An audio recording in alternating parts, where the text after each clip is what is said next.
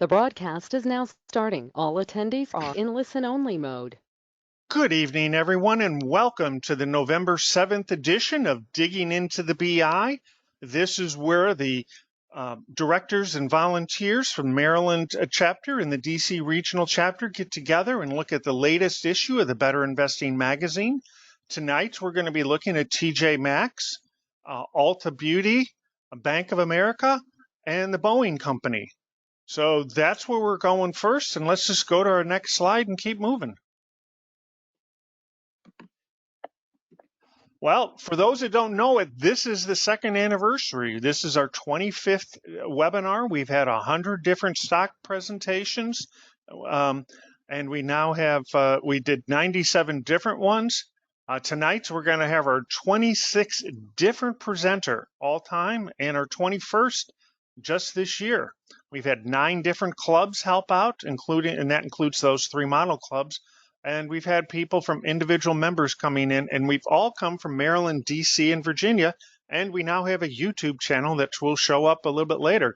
So for all of you, and I see some of our previous presenters are in the audience tonight, thank you. And we were talking about this before. A success has many parents, whereas a failure is an orphan. This is a success, and it's because of all the people that have been helping out. So thank you to all of you. Let's go to our next slide.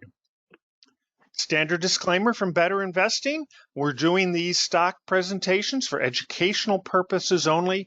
We believe you should conduct your own review and analysis of any stocks before you make an investment decision.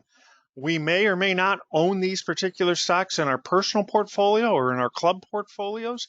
And if we do mention any locations or sites, the presenter is not endorsing or promoting the use of those websites or products or services. We are recording this for future use, and it will be up on our YouTube channel, hopefully later on tonight or tomorrow. Next slide.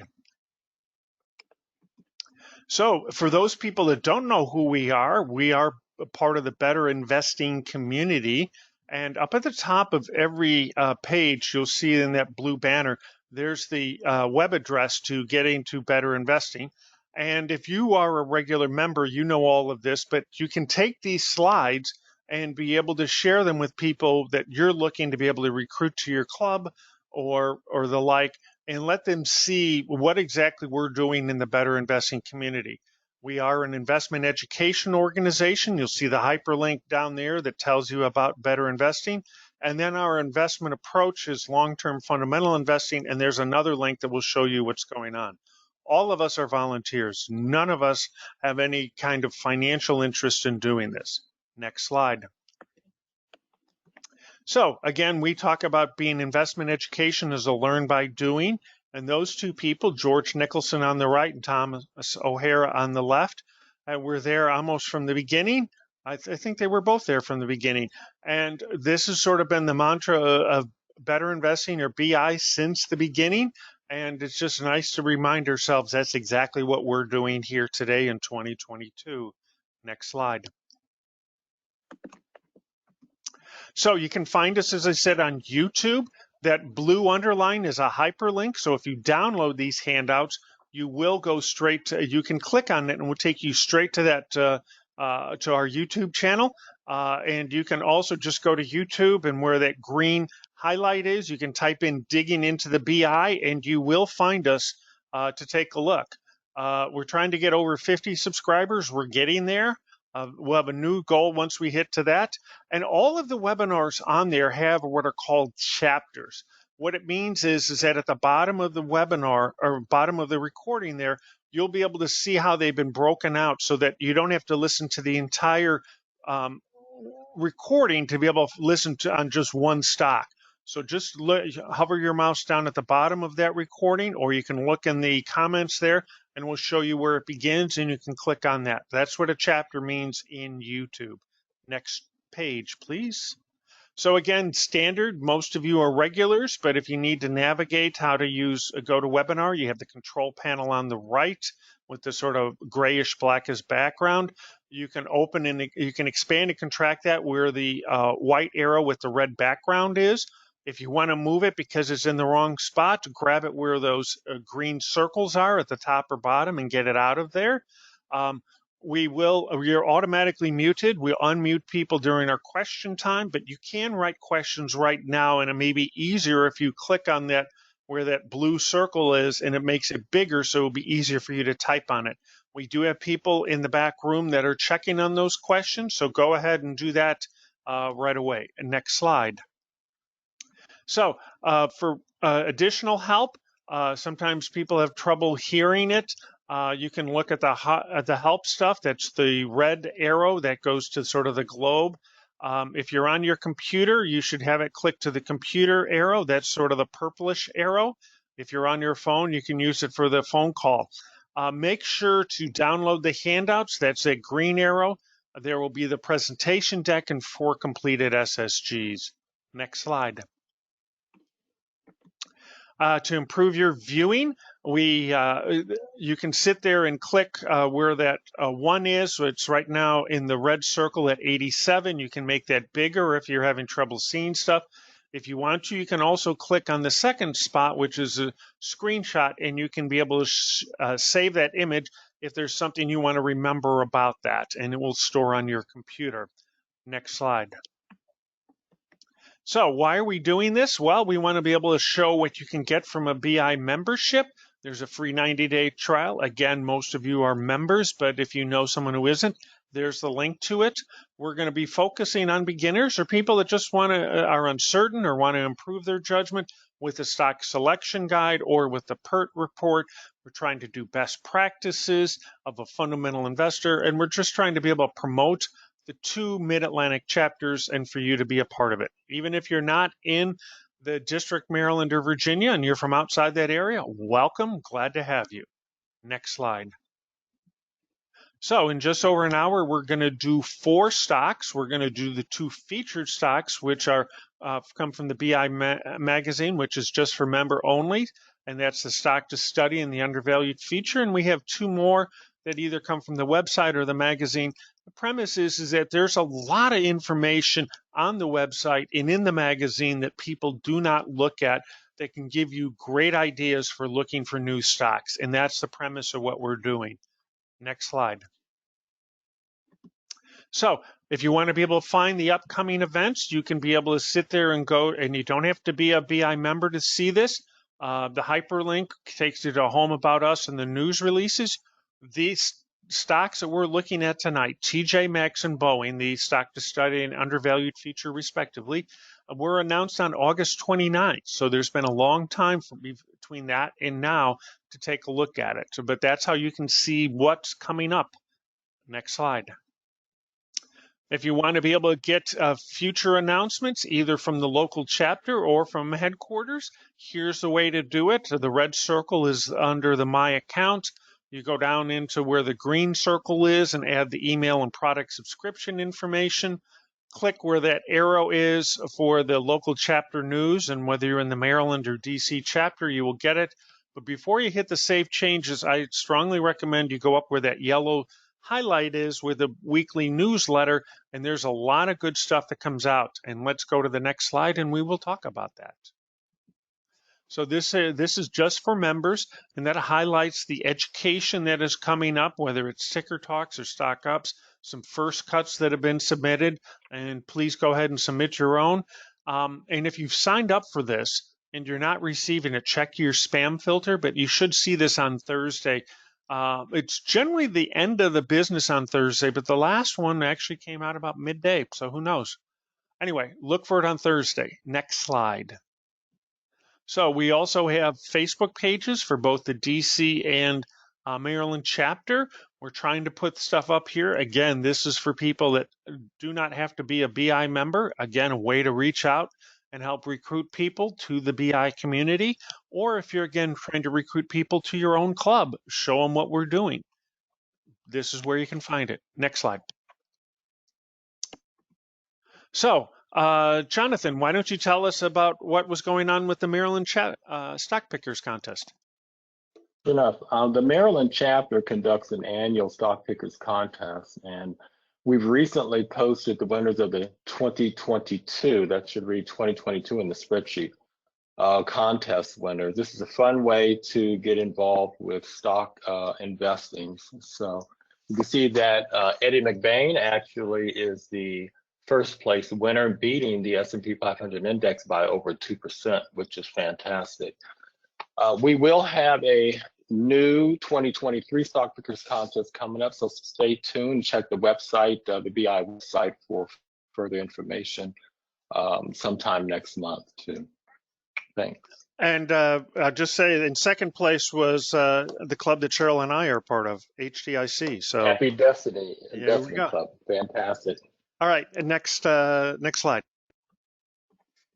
Okay, we have every month, the DC chapter puts on a Money Matters book discussion. November is Get Good with Money, 10 Simple Steps to Becoming Financially Whole by Tiffany Alish. And that again is on November the 15th, which is the third Tuesday of the month. And in January, we will be having Chip War by Bruce Miller, and that's going to be again on the third Tuesday, which is the 17th of January. We do not have a book discussion in December, so don't look for us then, but come back again in January. Jonathan, tell us about the Model Club.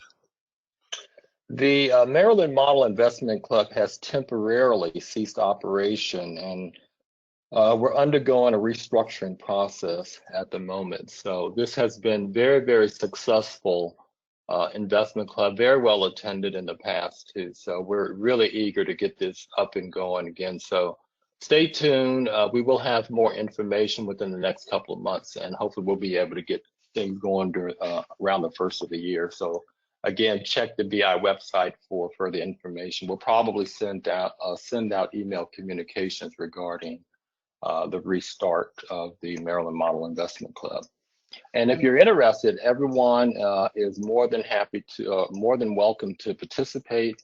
If you're interested in becoming members, you can actually use that point of contact information if you want to be first in line with information regarding the upstart of the club too. And down at the bottom, you have the tiny URL. That's for, they have a website dedicated just to their Maryland Model Club, so you can check on stuff there too. Very good. Next slide. Cynthia, tell us about your club. The ITBIC, in the Black Investment Club. We are an online club. We meet the second Sunday of every month. The next one that's coming up is going to be the 13th of November for about an hour and a half from 7:30 to 9 p.m. Eastern Standard Time. Our preferred procedure is our education segment this month, and the stock to set is going to be Medifast. Point of contact is listed there. It's myself, Cynthia Bonham-Williams. Thanks. Thank you. Let's go to our next club. This is my club, and I see a couple of our members are in the audience tonight, but this is the Montgomery County, Maryland Model Investment Club, or MCMC. There's the link to be able to see us. We're the third Wednesday of the month, so we'll be November 16th. Free and open to the public. You don't have to be there. We've been online. And we're going through the Adding Judgment series, and we're going to be looking at the high and low PEs for our education. And then the stock study will be Charles River Labs. And if you need any more information, there's our point of contact. And the picture, that's all of us from our summer social. So that's what we look like. Next slide. Melvin, tell us about your club. Hi, my name is Melvin Brown. I'm with the Washington Metro Investment Club. Started in 1992. As you can see, we got about 40 partners. And last couple of years, we started to add student partners. So now we're starting to bring in college students. We meet the third Saturday of every month from 3 to 5. We're online, but it's not open to the public. The agenda for the stock that we're going to study and the education that we're going to cover in the upcoming weeks has not been posted yet. But if you want to learn more about it, our president, Albert Stewart, there's his email address, and you can learn more about our club on our website, www.mywmic.com. Thank you. Next slide. All right, Rudy, tell us about Pinnacle. Yeah, Pinnacle Group Investments is about 25 years old. Currently, we have 9 partners. We meet on the second Saturday of every month. Our next meeting is this coming Saturday, November 12th. It's online from 10 a.m. to 1 p.m.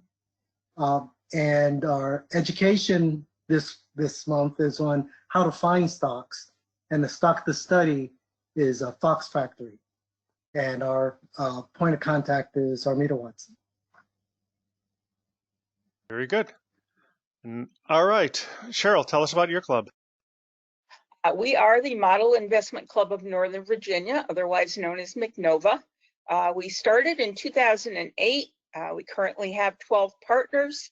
Our meeting time is the second Tuesday of the month from 7 to 9 p.m. We're meeting virtually right now, and we will try to have some meetings, special meetings over at the Tyson Pimmett Library where we were before the pandemic. Its next meeting is November the 8th, which is coming up tomorrow. And you can also dial in using your phone, or you can use that GoToMeeting link. The education is analyzing risk-adjusted returns, and the stock to study is PayPal. And there is our point of contact if you wish to ask us questions, or if you'd like to. We are open to visitors, and we welcome anybody.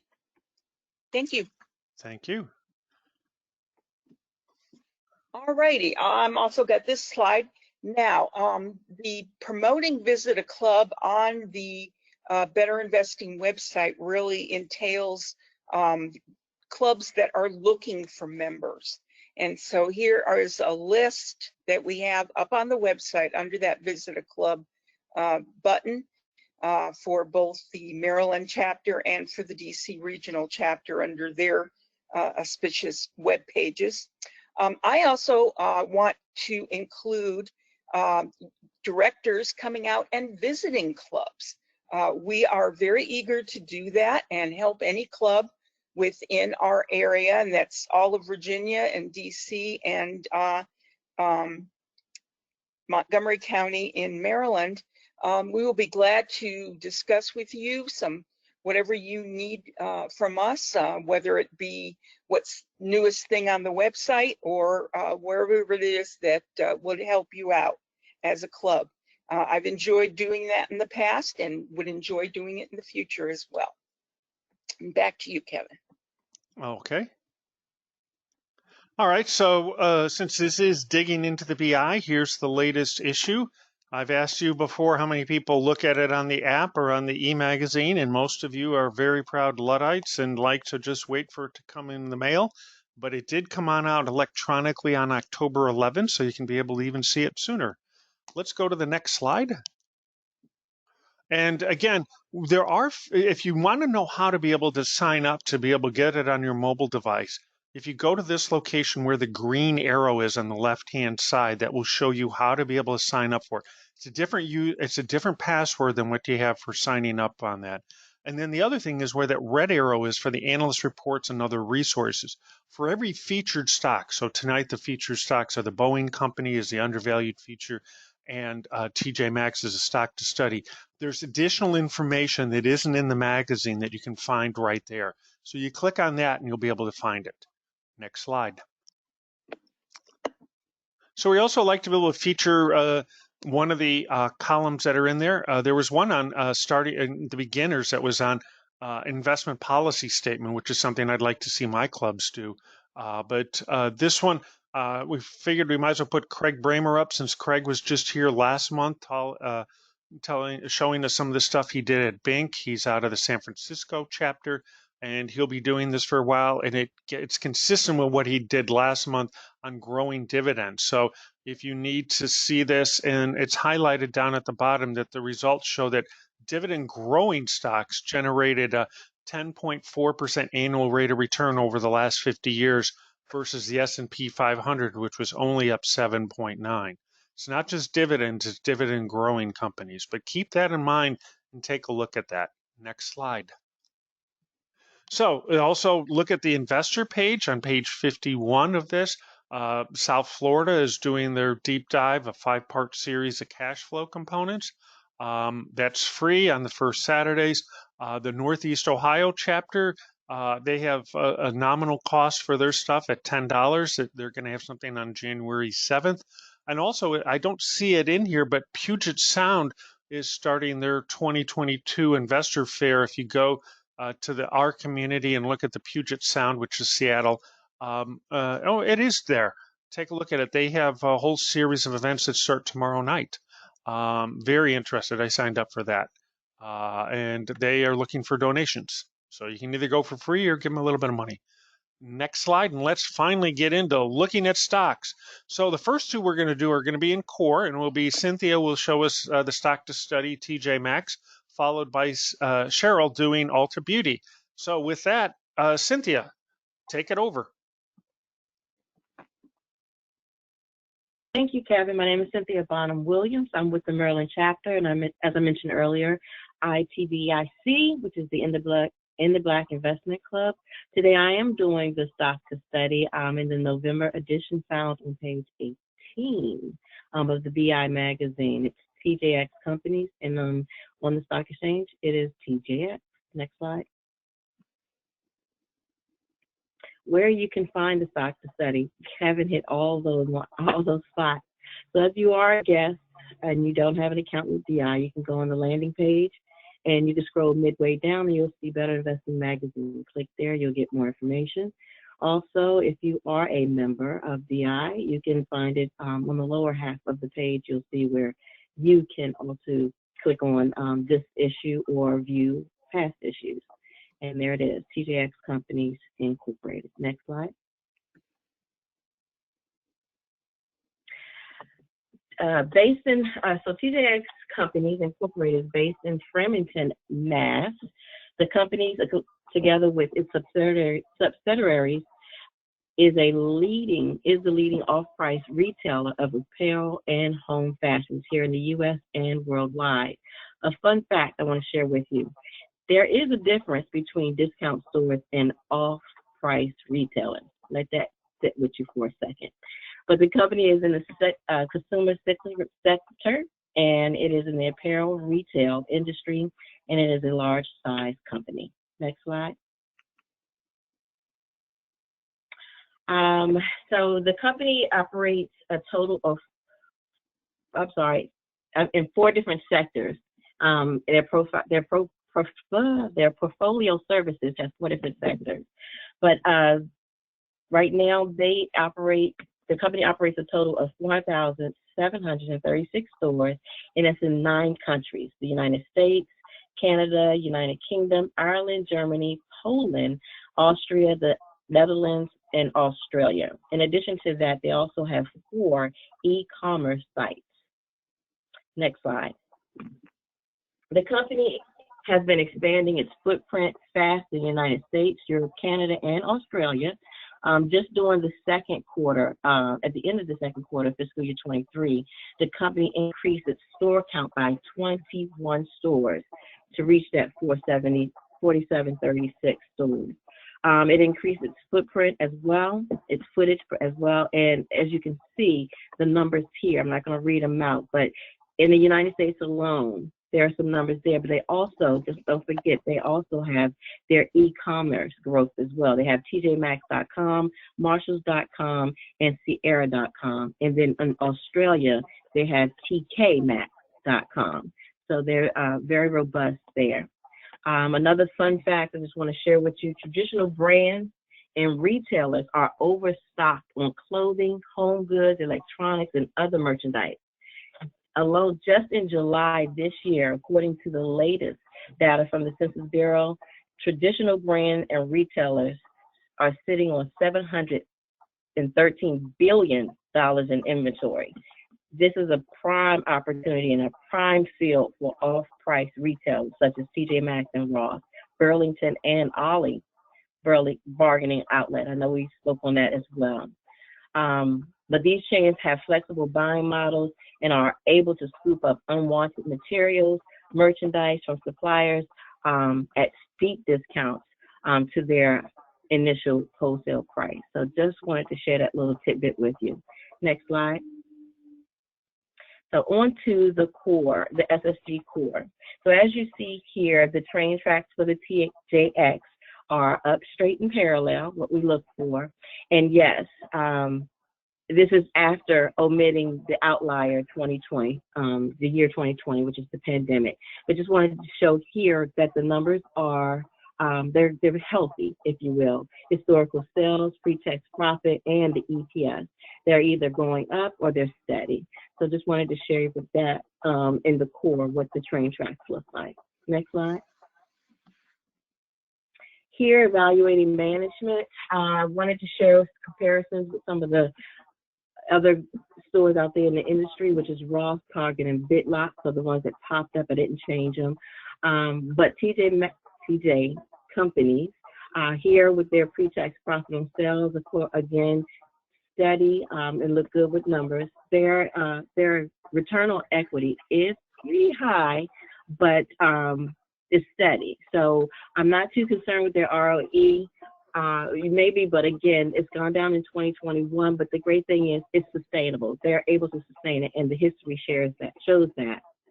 Debt to capital is pretty high, but this is the retail industry, and I do know that TJ Maxx is pouring into brick and mortar. They're actually they're looking to bring up more stores in the locations that there are.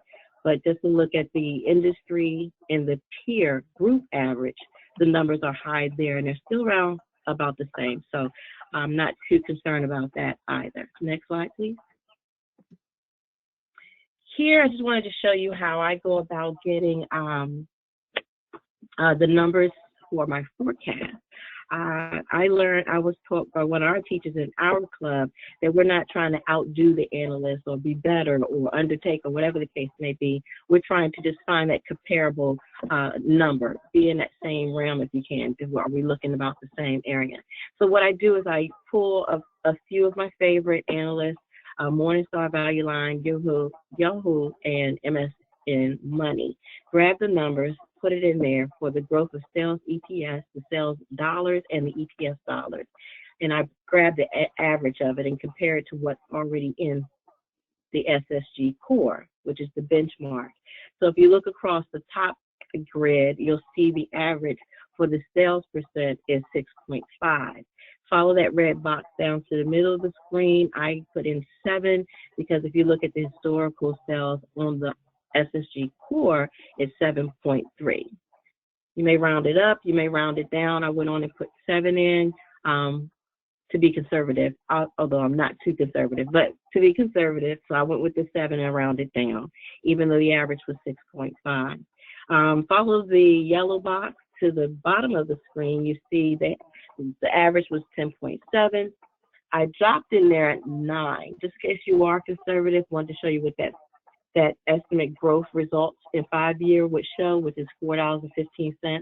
But below that, I put in 10% as well, and it comes up to $4.35. It's not a big jump, so I went on with 10 with the judgment going forward. I just wanted to show you the difference between the two. Wasn't much, but just for the conservative folks on the phone that are less aggressive, I went on and rounded down for the average from 10.7 to 10 further on in the presentation. Just keep that in mind. Just to look at those numbers too, sales dollars at 57,000. That 57 is an average of the 5 that I've chosen, 4 to 5. And I just wanted to kind of marry that to what you see with the ACE in the core, where they come in at 53. This is 55, again, 57. Again, we're not trying to beat them out, but just trying to be in the same ballpark, if you will. Same thing with the EPS dollars for $3.93 was an average. If you follow the green arrow, 457 or 415, or in my case, 435 for the 10% that we put in going forward. Next slide, please. 5 minutes, Cynthia, 5 minutes. Thank you. High price, high and low price here. If I carry over the 435, again, I'm using the 10% in that top grid. I went with the 435.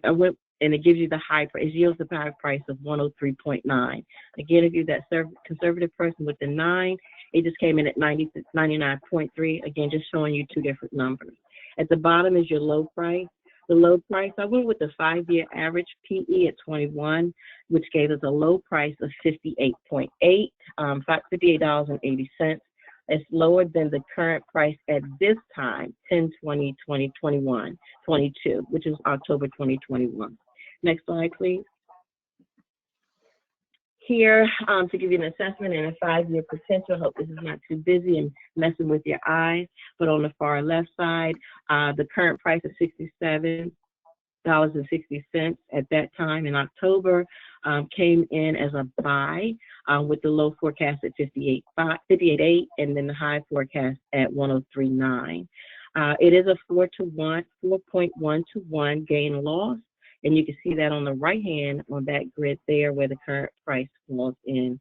At the bottom of the screen, it shows your compound total return where the annual return rate would be 10.4%, yielding a current yield at 1.7. Next slide. All right, here, I just wanted to shares of TJX Companies have outperformed the industry over the past 3 months. So the company's off-price business model, strategic store locations, impressive brands, fashion products, as well as their supply chain management have been working very well in the last 3 months. Additionally, TJX Companies have been benefiting from its solid store and e-commerce growth efforts. As I mentioned before, they're trying to grow more stores and they're looking to do at least another 1,500 stores in their current locations over the next within 2023 fiscal year.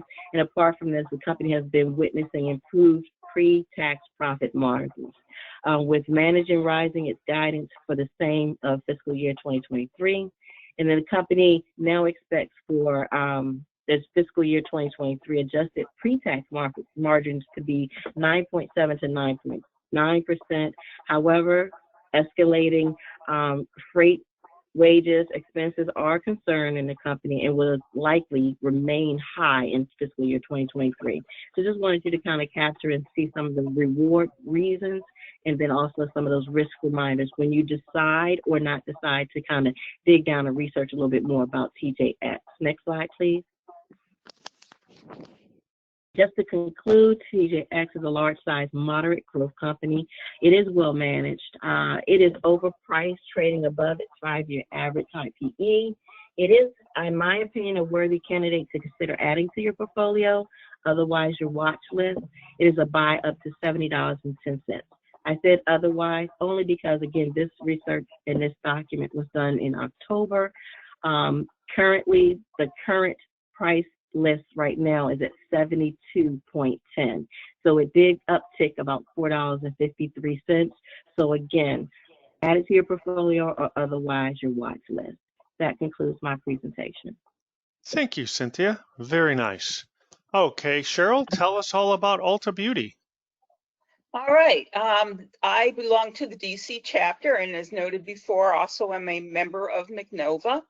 Ulta Beauty is on the NASDAQ. Under ULTA for ticker, and it found it on the BI ticker heat map under October of 2022. It's the largest U.S.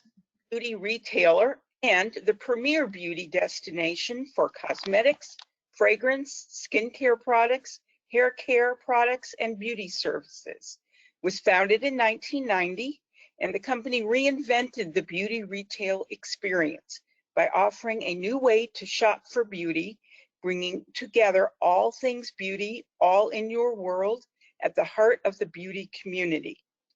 The company maintains an omni-channel offering with more than 25,000 products from more than 600 well-established and emerging beauty brands across all categories and price points, including Ulta Beauty's own private label. Some of the unique and enduring value proposition continues to drive our success. They have one-of-a-kind assortment, 25,000 plus products, again, and 600 plus brands.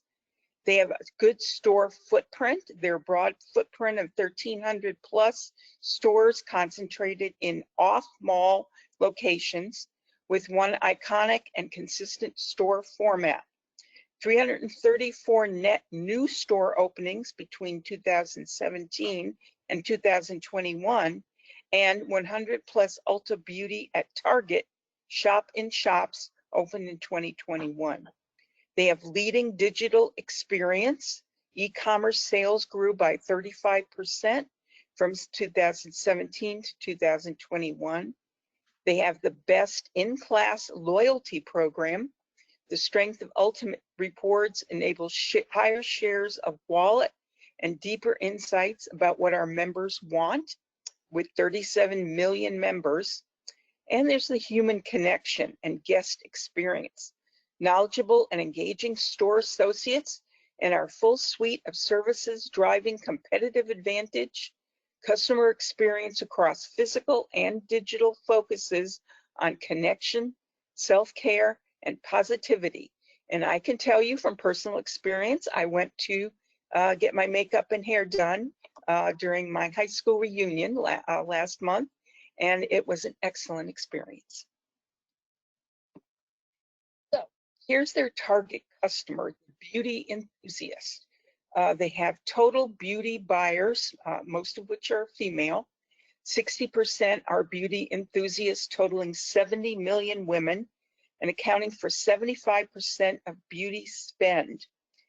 The Gen Z beauty buyers, which are also female, 78% are beauty enthusiasts, accounting for 87% of beauty spend. They have a unique and differentiated model in their omni-channel offering. Again, they have more than 1,300 stores, predominantly located in convenient, high-traffic locations. They create a distinctive, tangible, irresistible experience that keeps guests coming back. They drive discovery and human connection through services and passionate associates as the physical epicenter of beauty. And again, they're in Ulta Beauty at Target.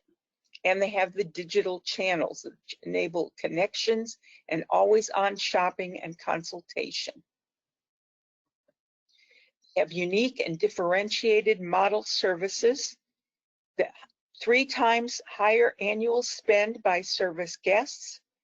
About 50% of guests purchased retail products the day of a service, and plus 5 additional annual trips compared to average Ulta Beauty guests. Have the best-in-class loyalty program. 95% of total Ulta Beauty sales are made by Ultimate Rewards members, and they provide them with incredible data and consumer insights that they are unleashing as competitive advantage. And you can see the growth in every single year, except of course 2020, when during the pandemic, but it's been consistently going up ever since. Their strategic intent is to expand market leadership and drive profitable growth. They have a drive breakthrough and disruptive growth through all expanded definition of all things beauty. They involving that omni-channel, expanding and deepening their presence across the beauty journey, solidifying Ulta Beauty as the heart of the beauty community. They drive operational excellence and optimization, protect and cultivate our world-class culture and talent, and expand environmental and social impact. The financial targets for 2022 to 2024, net sales growth by 5 to 7%, operating profit as a percent of sales, 13 to 14%, and diluted earnings per share, low double-digit growth. And their recent financial performance, net sales, you can see, and every year but 2020, just been driving increase. The comp sales, the same as well, and earnings per share, same again. Independent research, we have the CFRA is showing them as a strong buy, 5-star, with the price as of market close on November 3rd of $415.64. 12-month target price of 535, and investment style large cap growth. The Morningstar, you have the list price as 401.19 with a fair value up to 339. They have an economic moat of narrow with a moat trend of stable. Uncertainty is high, but the capital allocation is exemplary. And down below we have from Value Line, the recent price of 390.30, which they put in their commentary. Ulta shares have held up relatively well in the face of broader equity market volatility, but are still down 5% year to date. And again, if you put that recent price from the Value Line, which was the end of October, up to what they are saying in the CFRA of $415.64, looks like they've more than made up that 5% with the 2025 to 27 projections in the box on the right-hand side. 5 minutes. 5 minutes, sure. Thank you. Being into the core SSG under tab 1, step 3, historical sales and earnings per share, pretty much up straight and parallel, including the estimating years in the green and blue bubbles.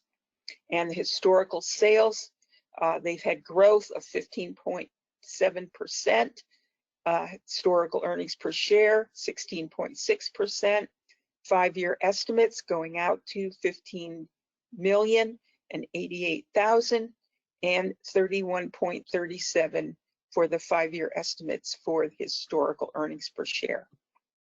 Here is the tab 2, evaluating management.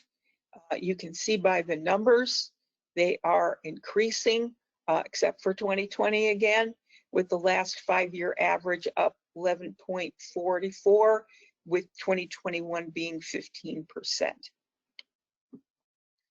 Then return on equity, which is evaluating the management. Again, very good numbers in the mid to high 30s and 40s, with the last 5-year average of 32.71. They beat that in their 2021 again.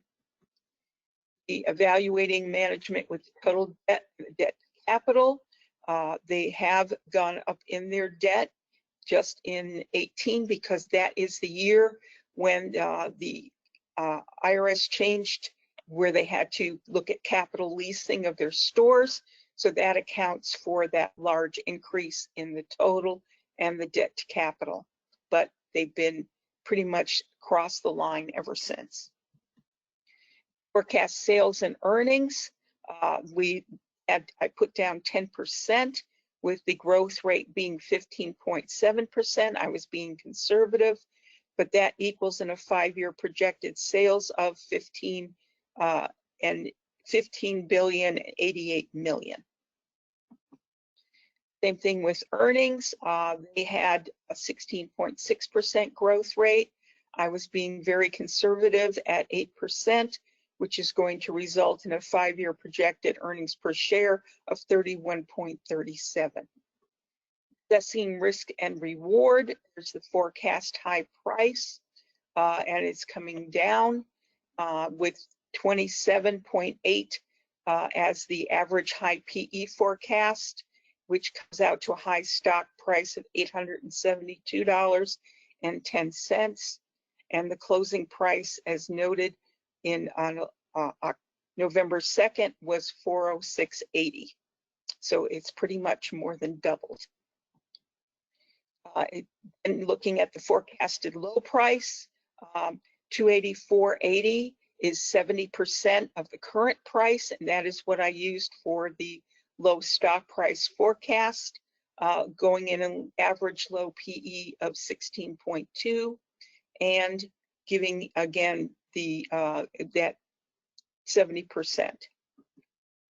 And here is the upside downside.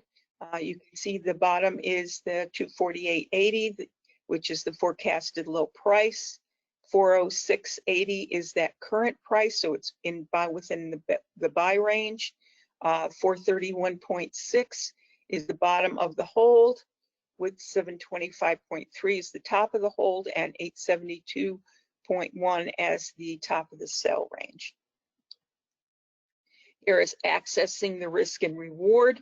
The upside downside ratio, that 872.1 divided by the 406.8 gives you a 3.8 to 1 upside downside in the buy zone.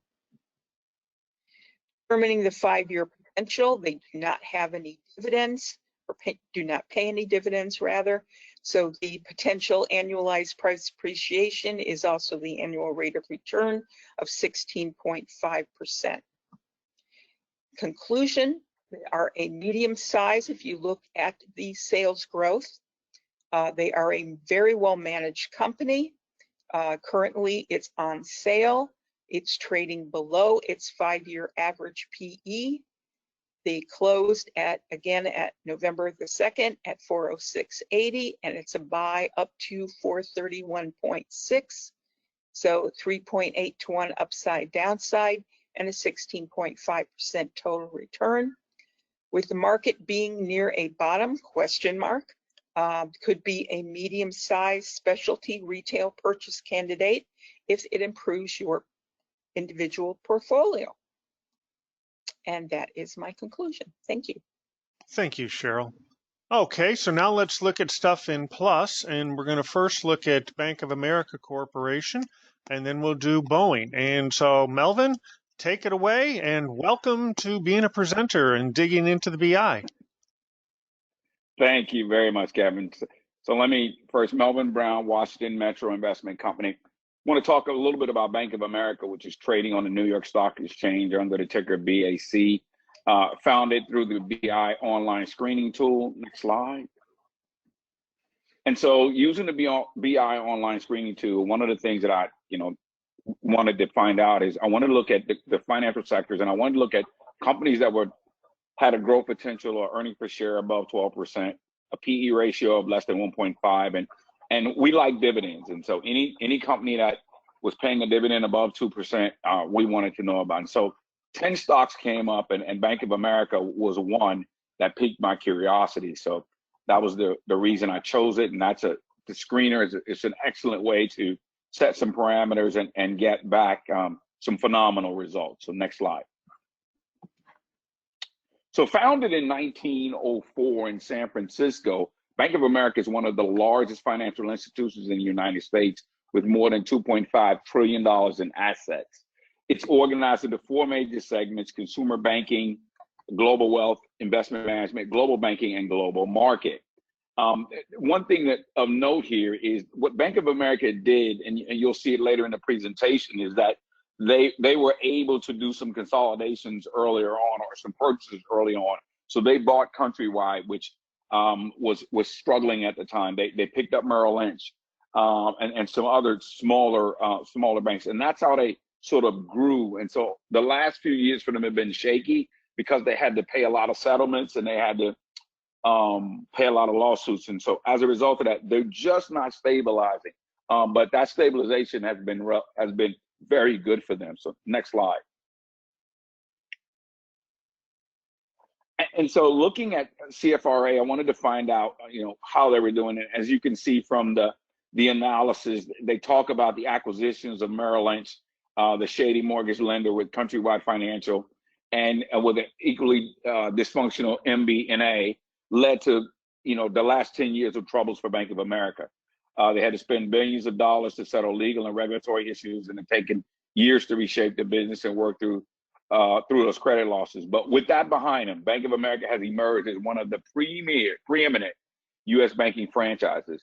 Bank of America now has one of the best retail branch networks and overall retail franchises in the United States. It's considered to be a tier 1 investment bank.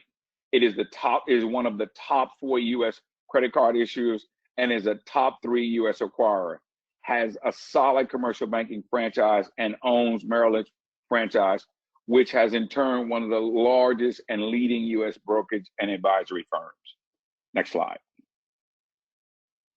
So if you look at the financial industry as a whole, I did some research with Morningstar, and they kind of gave me, what the lay of the land looks like, and who the major competitors are for Bank of America. So if you look at, you got Citigroup, JP Morgan Chase, and Wells Fargo. And if you look at the economic moat for for Bank of America. It's wide, as is JP Morgan Chase and Wells Fargo.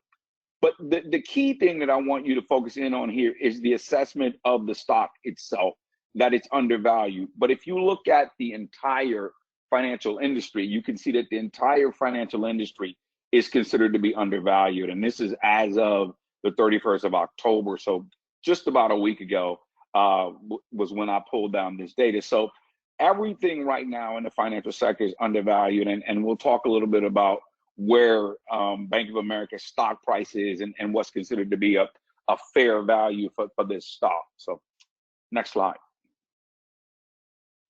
And so I went to Value Line. I kind of like to use Value Line because they give me, you know, some numbers that I can work with, and they do a pretty good job of their out year projections. And so if you can see on the left, their 3 to 5 year projection for this stock almost doubles where it is right now. So they're talking about a low of 45. This stock is currently trending at about 39. I think it's at $36 right now. So we've got a little bit before the end of the year, but over the next 3 to 5 years, this stock looks to be a bellwether in the fact that it could double.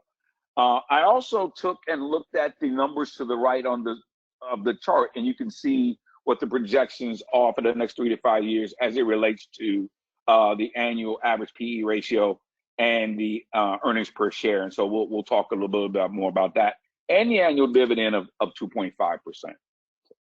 Next slide. Thank you.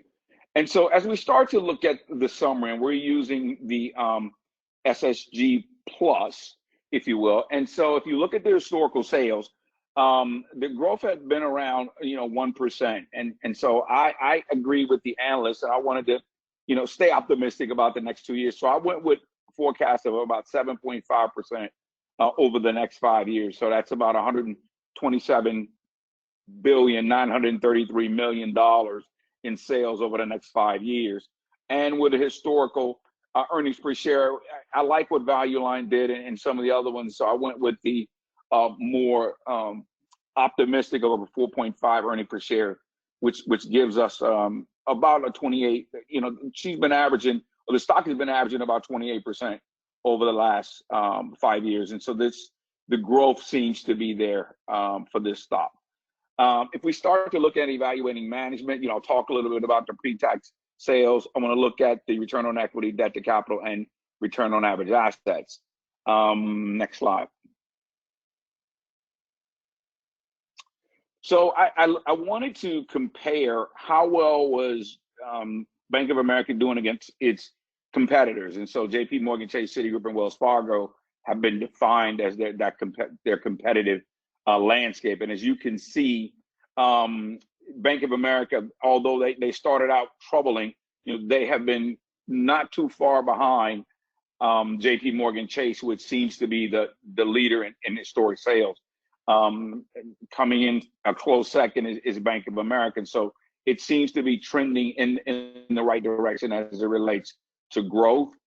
Things are moving in the right direction. And so I'm happy with the way that's going. Their numbers, 89 billion, 113 million, right behind JP Morgan Chase of 121 million. So that's trending in the right direction. Citigroup and Wells Fargo are in the negative. So this is sales are picking up for Bank of America, as you can see. And then just as a side note, if you look at the industry average for the people in this space, they're just below the industry average of 1.4%. So next slide.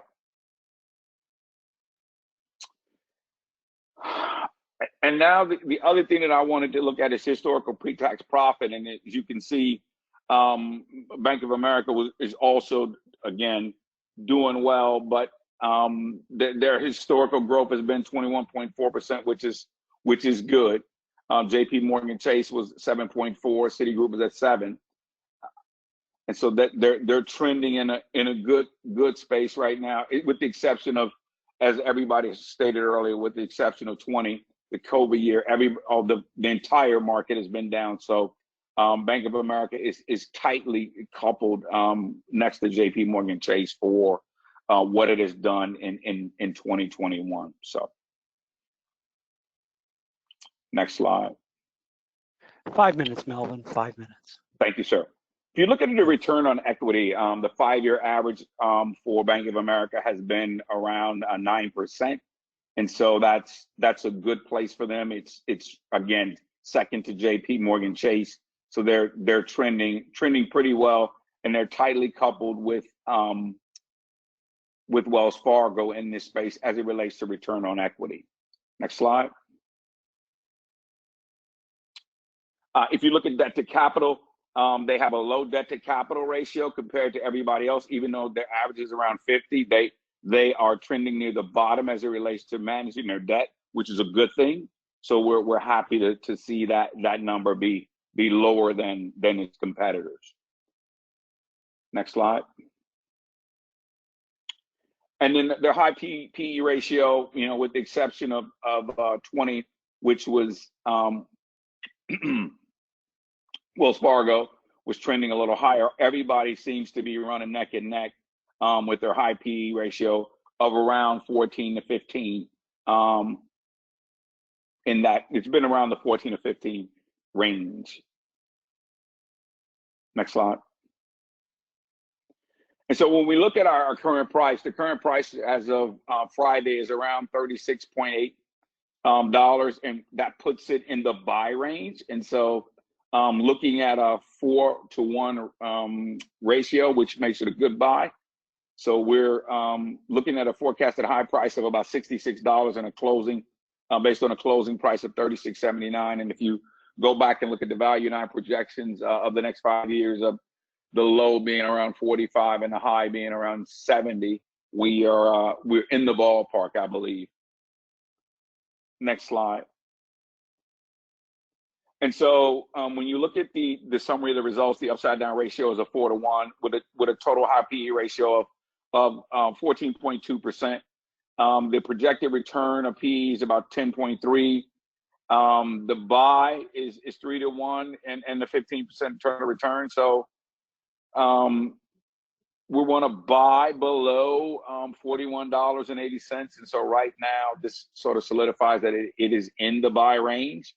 Looking at the compound annual return using the forecast average of and PE ratio, we're looking at about an annual rate of return of about 10.3%, and which is great. I think that's a good number, and then an annualized rate of return based on the high PE ratio of about 14.2%. So either one of those numbers are going to get us, I believe, a great return. Next slide. So in conclusion, Bank of America is a large-size, steady growth and income company with a 2.4% dividend yield. It's an excellent managed company. It is currently undervalued, trading below the fair market value based on Value Line's estimate of about $39. It is a buy up to $41.81. It's got a 4-to-1 ratio with a 4.2% total return. It is definitely a candidate for your watch list. Thank you, Melvin. Very good. Enjoyed it. Okay, last but certainly not least, Rudy, tell us all about Boeing. Thank you, Kevin. I'm Rudy Watson in the Pinnacle Group Investments, and I'll be covering the Boeing Company, which is listed on the New York Stock Exchange under the ticker BA. Next slide. Boeing is the featured undervalued company in the November issue of BI magazine. In addition to the information listed on the slides, another item of note from the article includes the fact that global travel restrictions imposed early in the COVID-19 pandemic devastated the airline industry, which caused aircraft carriers to put aircraft orders on hold. However, with pandemic conditions easing, the public has begun to fly again. Next slide. Boeing is a leading manufacturer of jetliners, military aircraft, missile defense systems, satellites, spacecraft, and space launch systems. It also provides support to engineering services. They generate over $62 billion in annual revenue. Boeing consists of the original company, the aerospace and defense units of Rockwell International that were acquired in 1996, And also they merged with McDonnell Douglas in 1997. Additional information is that they have defense plant sites in 10 states. Next slide. Boeing consists primarily of 3 lines of business supported by a 4th. The commercial airline segment delivers passenger and cargo aircraft and support services. They manufacture variations of 5 lines of aircraft. In 2021, they produced 31.3% of Boeing's total revenue, or approximately $19.5 billion. The second segment is defense, space, and security. They are responsible for producing military aircraft, anti-aircraft missiles, space launch systems, and satellites for both military and commercial.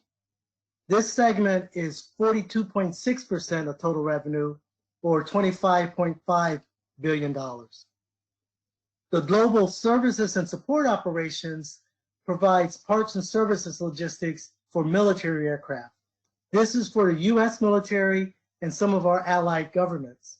In 2021, they produced 26.2% of revenues, or $16.3 billion.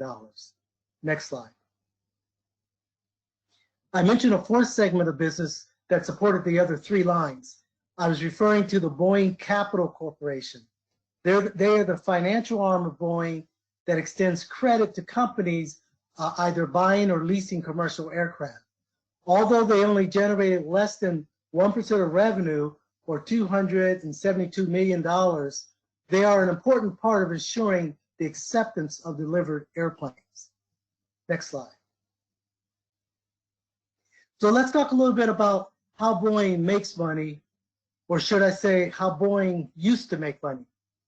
That's important because some of the reasons they are experiencing woes of late is partially due to the business environment. Fortunately, that environment, with the exception of some supply chain issues, has turned around. Next slide. Taking a look at year-over-year 3rd quarter financial results shows where Boeing has its focus. Of course, increasing revenue is always a positive. One could surmise that they took their eyes off the ball relative to the increasing loss per share. However, they see that as acceptable short-term because of the focus on increasing revenue and operating cash flow. This slide clearly shows market improvement from $0.3 billion to $3.2 billion in operating cash flow. Next slide. The commercial airline industry is on the rebound. However, there's still some issues. In compliance with accounting standard ASC 600, Boeing has to make an adjustment to their backlog of sales to account for customers who may deviate materially from contractual obligations. For example, airlines have strained finances from the impact of COVID. This year, Boeing had to make an adjustment of minus 684 airplane orders. They're still on the books, but cannot be included in financial reporting due to the chance that the intended customer cannot take delivery. Even given that adjustment, Boeing still has a backlog of 4,354 orders for commercial aircraft. In January of 2022, Boeing reached a deal with Qatar Airways to sell up to 50 of its 777 cargo planes for more than $20 billion. They also see overall passenger traffic returning to 2019 levels in the 2023-24 timeframe. Next slide. In defense and space, Boeing continues to see stable demand. The present fiscal year 2023 budget request in Congress reflects the important role Boeing products and services has in ensuring U.S. national security. Outside of the U.S., Boeing is seeing similar solid demand as governments prioritize security, defense technology, and global cooperation given evolving threats. Boeing operations are well positioned to maintain continuity with limited impacts to their business. The most significant issue is a group of fixed price development contracts that are losing money. Next slide. Boeing Global Services is riding the wave of recovery with respect to fleet utilization pretty much everywhere in the world. With that, the business has enjoyed success and has been able to stay ahead of the supply chain constraints that some are feeling. However, COVID is still having an impact, especially in China. Also, like everyone else, they're doing business in an inflationary world. Next slide. I mentioned earlier that Boeing has a focus on cash flow. This chart shows year over year, they have increased their cash position to the tune of almost $3 billion. They've done this while keeping their debt flat. Next slide.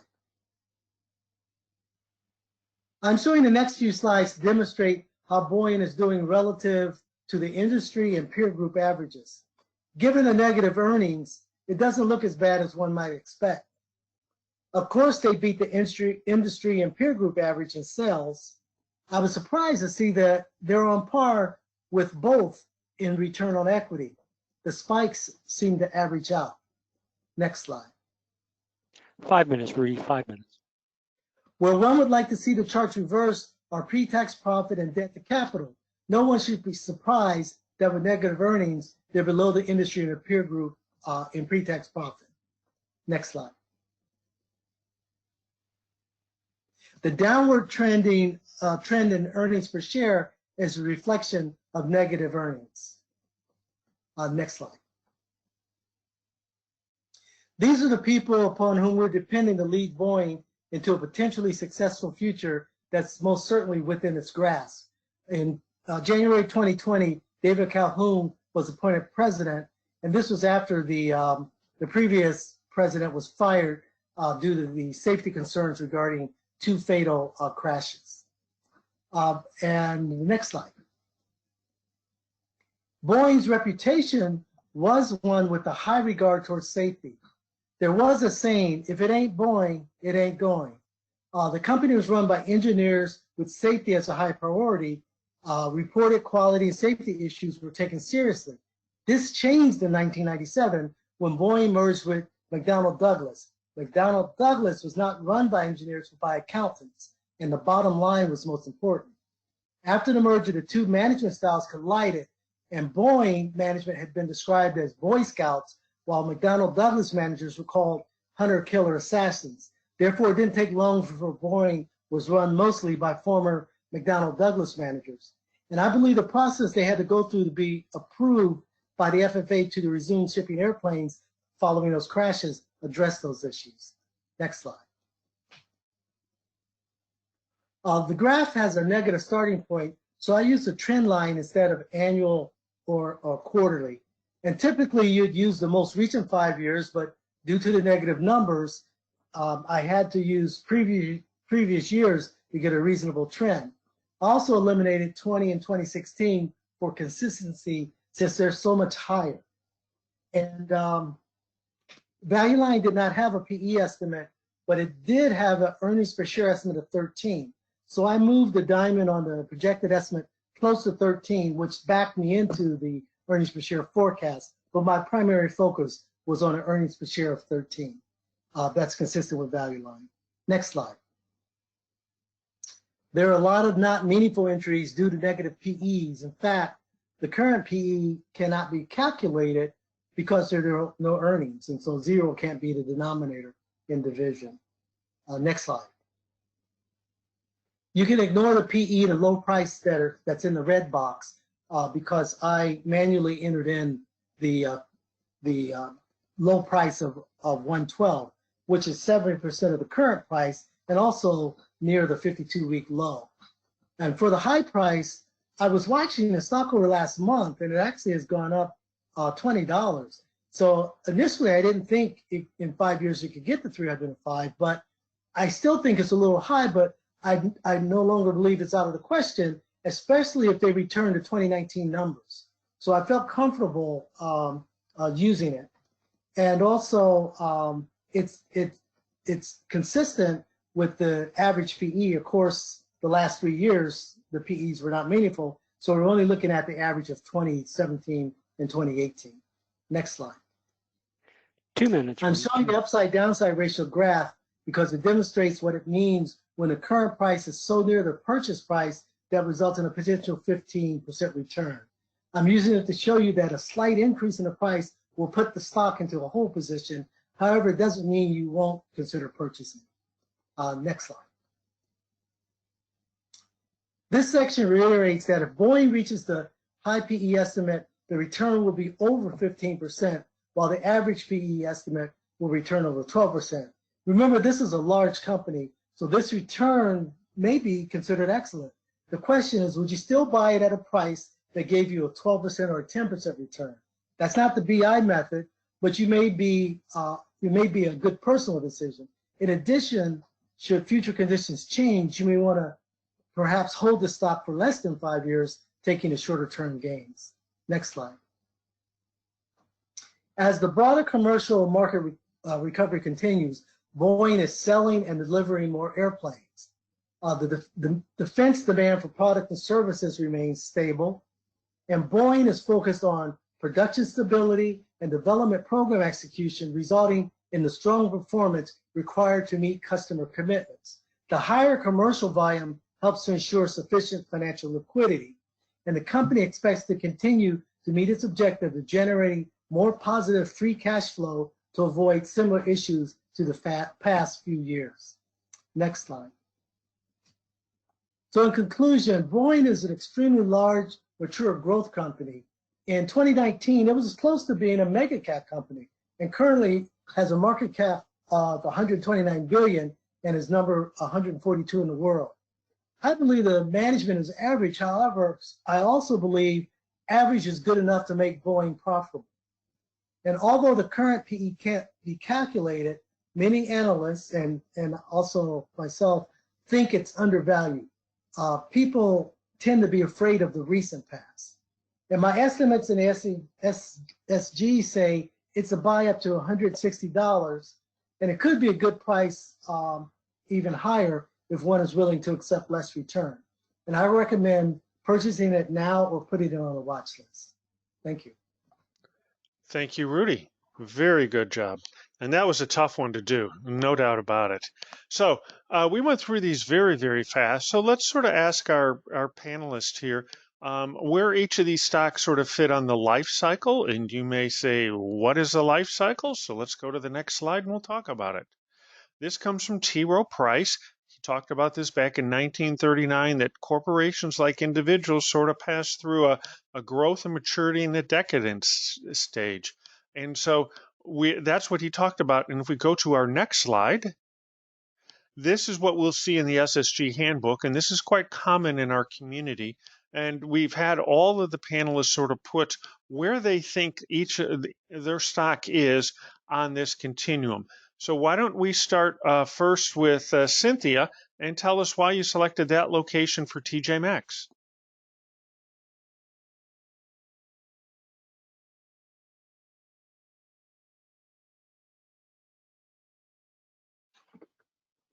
Gotta unmute. I'm just talking away. Yes, TJ, I placed it at right smack in the middle of the explosive and mature growth. They are a company that's been around for a while, but they have big things coming. I think because of their off price and the $713 million worth of stock and product that's out there from other brand and traditional brand and retail companies, that they're off ramping to the off price stores. I think they have a great possibility of a potential and opportunity of growth. So I think their mature growth is there where they're going to grow. And right now the holidays are coming. So I think that's a great place for them to be placed on this investment opportunity. Thank you. Cheryl, tell us why you put that location for Ulta Beauty. Ulta has also been around for a while, but they really have a good handle on who their customers are. Including future customers. They have a really great online presence, as well as the brick and mortar stores that are off mall. And I think they are going to continue to do great things, even though they're may not be on the explosive growth. I think they're going to continue to do well within the retail industry. Thank you. And Melvin, tell us why Bank of America, BAC, why you put that location for it. Yeah, thank you, Kevin. Bank of America been around since 1904. Been able to manage some troubled waters, manage through some recessions, acquire some assets to expand, and so they've been able to navigate, some pretty rough waters. And so looking at where they are now and coming out of 10 years of lawsuits and still being the number two in the banking industry is I think says a lot about their management and their culture and just about the maturity of the bank itself. And so that's why I believe it's a mature growth. They've done this before and they've proven that. And if you look at their numbers, they're continuing to grow as a result of those storms. And so I'd bet on them today and tomorrow. Very good. And Rudy, tell us why you put that for Boeing, BA. Well, partially because of their sheer size. I said they were close to being a mega cap corporation, but they are going to grow. And if they get back to the pre-pandemic numbers that analysts think they will, they could, by the middle of this decade, be a $100 billion company in terms of annual revenues. And so that's mature growth, significant growth, but that's why I put them there. Okay, well, thank you very much. All right, you've heard from everyone here. Let's go to our next slide. And it's time for us to, if we get there we go. It's now time for all of you to vote. And it's not necessarily the stock you want to buy right now, but which one intrigues you enough that you want to do further research on. So if you can release the poll, Cheryl, and let them vote, we can see how you're doing. Take your choice, and we'll see what we're going, how we're doing. Okay. Voting is coming in fast and furious, and make sure to vote tomorrow if you haven't already. All right, we've got 63% of you voting. Let's see if we got a few more. Anyone else going to get in there? Let's see if we can get up a little bit higher. There we go. Can we get one more? There we go. There's a couple trickling in on the voting. Oh, they're coming. Late voters. Can we get one more? I think we might as well close it. I think we're probably there. Go ahead and do that and share it with the crowd. There it is. So a clear runaway winner. Melvin, congratulations. First time presenting, and you got the winner. So, but it was relatively close there all the way around. But a nice look at that. And also, thank you all for taking a look and participating with it. Let's sort of wrap things up. And I think when we come to this next one, it would be our next slide. So there's a way to be able to reach all of us for questions. And there's a picture of some, but not all of the presenters back on slide 107 that were down at Bink. But at this point, Carol and Jonathan have been sort of watching or monitoring the questions. Have we got any questions?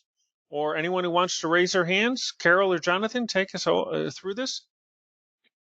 Kevin, a couple people, someone asked how to get the handouts for the Ulta and Bank of America and Boeing, and I was just told them, you might want to remind them how to do it, just to look under the handouts and then click on each item under the handouts. Yeah, that would be great. So let's see, we're on slide 107. Cheryl, if you go back to, I think it's probably like, try slide, let's try like about slide 10. Let's see where that takes us.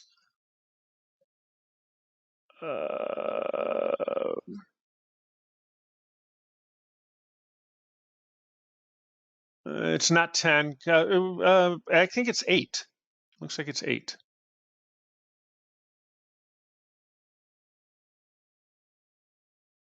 So that's it.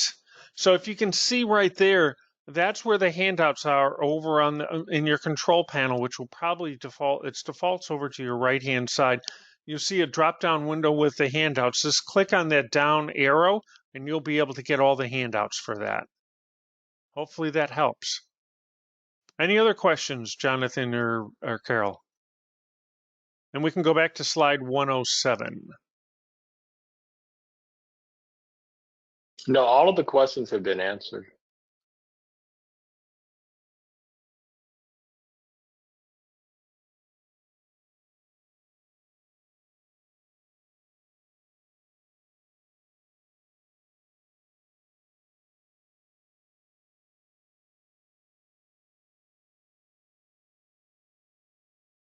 Kevin, you're muted. There we go. I did mute myself. All right, so let's go to our next slide. And this is where we'll talk about how to volunteer. We do have several volunteers in here. Oh, this is our mailing list. Make sure you don't have to be in the DC chapter, but if you sign up here, you will get the notices for this digging into the BI. And to go ahead and do that. And I think it's the next slide that we talk about volunteering. And Kent, you always talk about our volunteering stuff on slides 109 and 110. You want to take us on that one? Sure.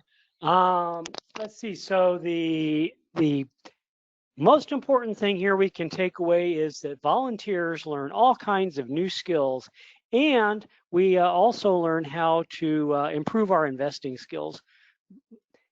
That's important to take away. The other important thing to take away is it feels really good to help other folks learn how to do investing, as well as being there when they have questions.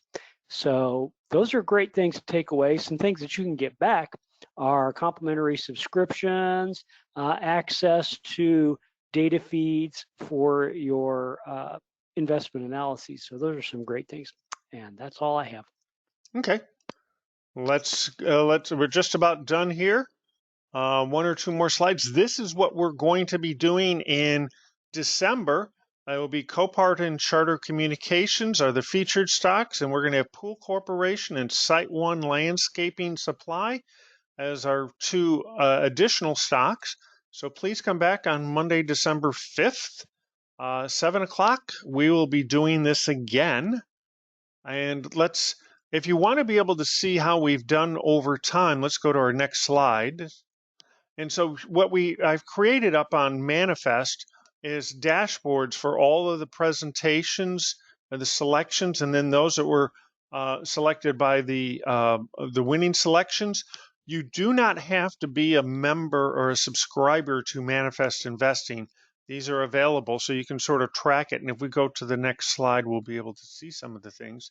So yeah, you can just take this hyperlink, and again, we showed you again how to download this handout. And you can just sort of find, searching under the dashboards, you can be able to find this, the stocks that we have in there. And any of these links here, these are hyperlinks, the blue underlines, they will take you exactly to those locations. And if we go one more slide, you will see all of them right there. So again, download the handouts, click on any one of those after the 1, 2, 3, or 4, and you will go straight to those and see how we've done.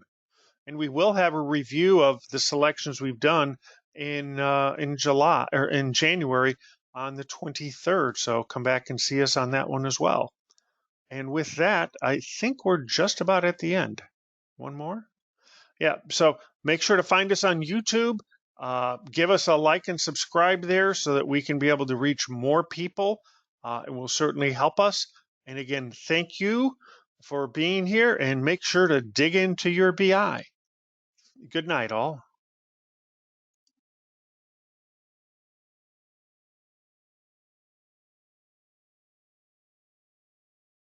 Good night, Kevin.